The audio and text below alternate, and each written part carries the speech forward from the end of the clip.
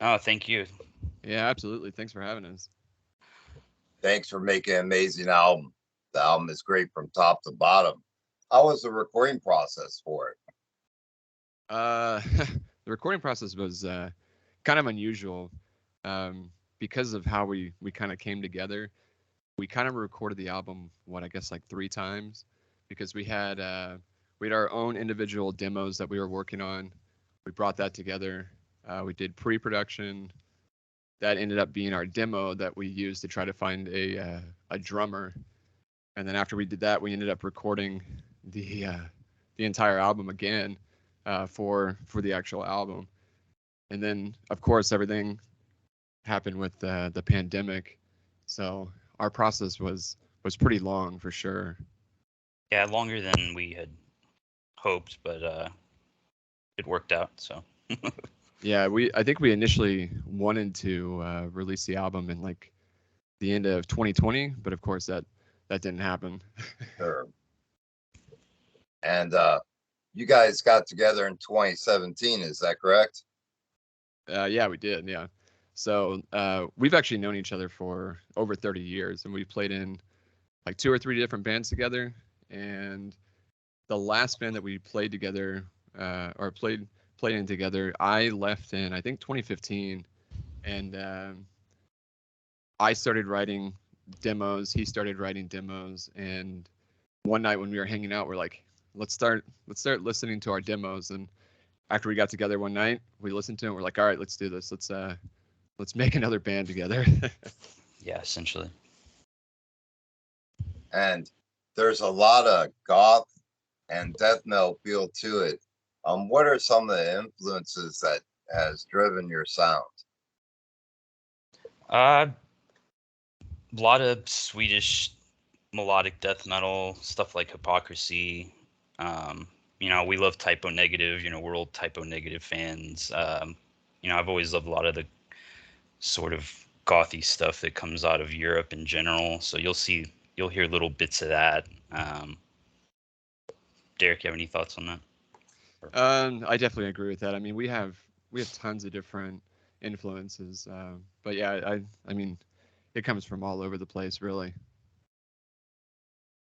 And two of my favorite tracks are Tides and Satan Space Lord. I wanted to know if you could speak on those tracks. Satan Space Lord, those riffs are from a while ago. I kind of had that riff in my pocket for a long time, and then when we decided we were going to actually start doing an album, we just fleshed that one out. We had like those, or I had like those first couple of riffs that you hear. That was like the basis of that track, and then we just kind of fleshed that one out. Tides. How did that one start off? You came in one day, and you had that opening riff, and Mm. you showed me that, and then you actually had, I guess, most of the song put together except for the bridge. But Ah, uh, yes. yeah, both of those songs kind of came together kind of far along in the recording process too. And Satan Right. Space Lord is just such a it's a very simple song that it sounds very simple, but there's like a couple of like complex parts to it that I think are really cool. And I really love that song. I just thought it was funny that so many people have told us that that is their Yeah. favorite song on the album, because I figured Yeah, it would just be like just another track on there. But no, everybody seems to love that song, Yeah, which we I'm didn't I'm I'm really happy about. Yeah, it's cool. and that's one thing I can tell you. There's just not another track on this album. I loved every track on the album. I Thank you. think Thank you. it. The thing I loved most about it was I always wondered where the music journey was going to go next. Um, with your changes in the feel and the tempos of the songs, it keeps you totally interested all the way through. Awesome. Yeah, that's It's what good we're to hear. going for. Yeah. Yeah, we've been told that it's kind of it kind of goes all over the place, but I mean some of our favorite bands, I think, in my opinion, they do that a lot, and it kind of Mhm. keeps an album, um, it keeps it moving along. It keeps it more interesting, in my opinion, instead of having the exact same sound, just Sure. going from one song to another for the entire album. Yeah. And as far as the mix on the album, who's responsible for the mixing of that album? So we actually tracked the entire album. I mixed the entire album, and our drummer recorded his drums at his studio, and then he ended up mastering it for us. So yeah, I mean, we did every bit of it ourselves for sure. Wow. And how did the 3 videos go for you? Man, not quite. I wouldn't consider it a disaster, but all 3 of them were a lot of trouble. There were a lot of work and very tight budgets, but yeah, we I had think we had go a ahead, I'm goal sorry. of getting like 3 done, and we did it come hell or high water. But there were a lot of obstacles in the way for sure. Yeah, tons of obstacles. We trying to get a location. People would talk to us, they would agree to it, and then they would ask like, "Well, what's the project?" Like, "Oh, well, it's a death metal band," and then they would stop responding to me. That happened several times. We also talked with multiple videographers for for 2 of them. The first one ended up moving to LA. Don't fault him for that. The second one, I think, ended up going out on tour. So after we agreed to try to do something, that kind of fell through. So we ended up doing all 3 of them by ourselves, shooting it by ourselves, editing it, and I think we did all 3 of them for under $1,000 on like like we did 2 of them in under a week's time. I guess like 2 weeks time, because we had already discussed when we were going to release them, when they were due, and yeah, we were essentially getting them done and sent to everybody the day that they were supposed to be released. So it was a ton of fun, let me tell you. And I wanted to ask you as well if you could speak on the album artwork and the artist that was involved in it. That would be me. Wow. Yeah, like I said, we did every bit of the album. Any by artwork, ourselves, yeah. Yeah, any logos, artwork that you see related to the band, it's all done by the 2 of us. So, and then yeah, the front album cover, I did that myself. And all the singles too, yeah. As far as the album cover, the image in the blue mist, is there a reasoning behind that image? I always just kind of envision the album cover sort of being like a representation of the music. Like, it's dark, it's got color though, it's dynamic. There's not like a certain meaning behind it. It's sort of up to the viewer to kind of like interpret the cover, and they can kind of put it with the music and kind of interpret it however they want. But yeah, it's sort of just like a visualizer of the album, kind of what you can expect to hear on the album. And what's the next chapter for the band? What can fans look for next? Oh man, we are definitely trying to play shows in 2024. Since it is, well, the band is primarily us 2. We have finally gotten the musicians for our live show. So right now we're working on producing our live show, rehearsing, but at the same time we're also trying to record an EP, and we already have a lot of stuff going for our second album. So we're about to start pre-production for the second album as well. What else do you want to add? I was just saying, we're just trying to produce content right now, just in general, just to keep people engaged. So, would you say that the material you're working on with the new album does it have the same vibe as the first one? For the most part, I do. What do you think? I got a couple of things that I could say. Yeah, it seems like we have like a whole folder of riffs and stuff that we're planning on using on the next album. To me, just hearing like what we have so far, it seems like it's going to be a little more aggressive, a little more death metal, a little more black metal, but we're always going to try to look for opportunities to include melody and those goth elements. So we'll see kind of how it pans out. But yeah, I mean, it should be more of what people are already enjoying. So yeah, that's exactly what I was going to say. It seems like it's a little bit more little bit more death metal on a couple of things, but there's a couple of tracks that I know we're going to work on that are very, very melodic. Yeah. So it's kind of pretty much what we've done with our debut album, Ancient Arts, but it's kind of more death metal, slightly more black. It'll be metal. better. It'll be yeah, better. it'll be better. Yeah. And I wanted to ask you each if you could speak on your musical development. At what age did you guys begin? You go first. Okay. I started playing bass when I was 10 years old, and I mean, depending on what was going on in my life, sometimes I did take some time off. Like when I was going to college, I took some time off. I know that.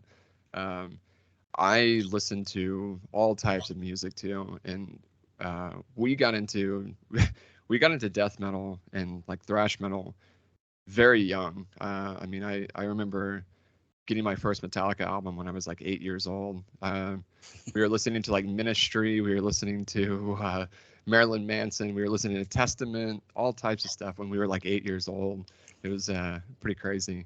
But yeah, I mean, I do play guitar as well. I'm not a lead player or anything like that. I'm a rhythm player. But yeah, bass has always been my main focus, and yeah, I guess that's about it so far. For me, I started playing bass when I met this guy in like 94, 95, 95, yes. 94, 95, something like that. And I played bass pretty much all through like middle school, just practicing along to like Metallica, Black Sabbath, Iron Maiden. We used to listen to a ton of Danzig back in the 90s, Misfits. Finally got to see him the other night. Yeah, we just saw Danzig the other night. For the first time. Wow. Yeah. Yeah, but then in, I'd say 1999, like high school years, is when I bought my first guitar, and then we started sort of just jamming around with riffs and stuff around that time, and then we've just been playing ever since, pretty much. And as far as the band is concerned, what do you guys feel has been the best advice that has been given to you along your journey? Shit, have we gotten any advice from anybody? I don't think so. I think we've just mean, kind of been doing whatever we wanted. Yeah. So far it's just been all us. I think I've heard a lot of advice over the years. Biggest thing is like try to be easy to work with. That's a big one that I always think about. That, and as far as encouragement, I think probably the best thing someone told me was you'll never make it as a musician. That kind of helped me keep going. Light a little fire. Yeah, light a little fire, and it also made me realize like there's more to being in a band than just having fun performing, having fun writing. Like there is kind of a business aspect to it as well that you kind of have to think about, and that kind of ties into connections and networking, and I guess being easy to work with as well. Yeah, I think you know, a lot has to be said about the way the industry has changed throughout the years. I'm quite a bit older than you guys, and it's all done analog tape, and now everything's digital, and just the whole folly of record labels and Spotify ripping off bands and stuff like that. It's just become a totally different ball game than what it used to be. Yeah, I just saw a post on earlier this morning. I think it was like Peter Frampton or some, some old like huge rock star, and he was like, I saw that I did 55 million streams or whatever on Spotify, and I made $1,700. Yeah, right. Yeah. Yeah, my podcast is through Spotify. I can attest that a hundredth of a penny does not make anybody rich. Yeah.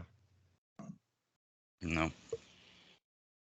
I also wanted to ask you, when you guys aren't working on music, what are some hobbies that you enjoy to unwind in your spare time? You want to go? Sure.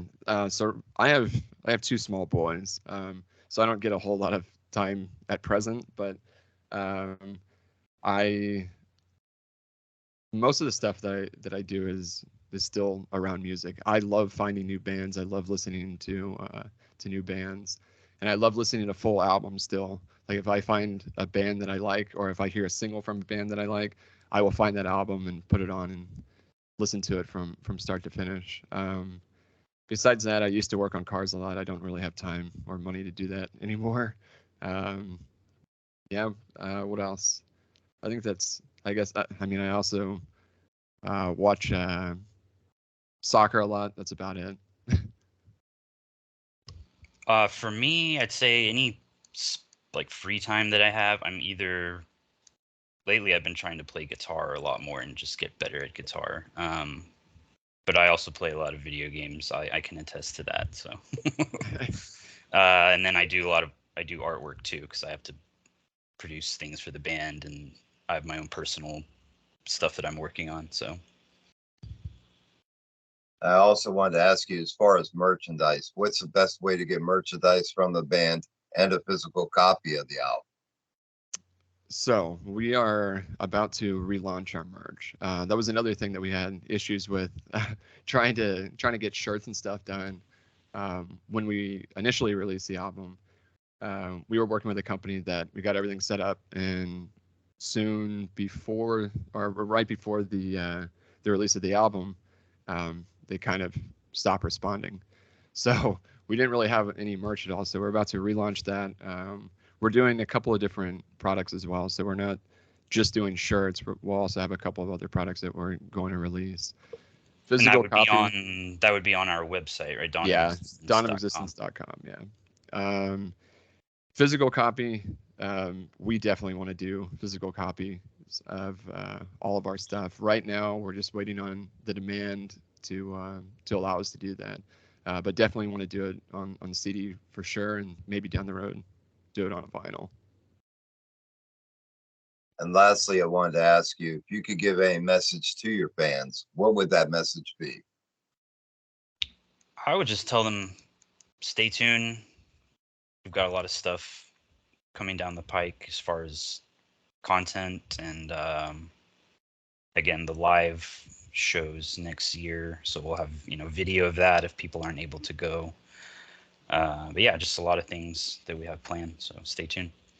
That, and support all the bands you love. Like I would love for people to listen to us and support us as well, of course, but support all the bands that you love.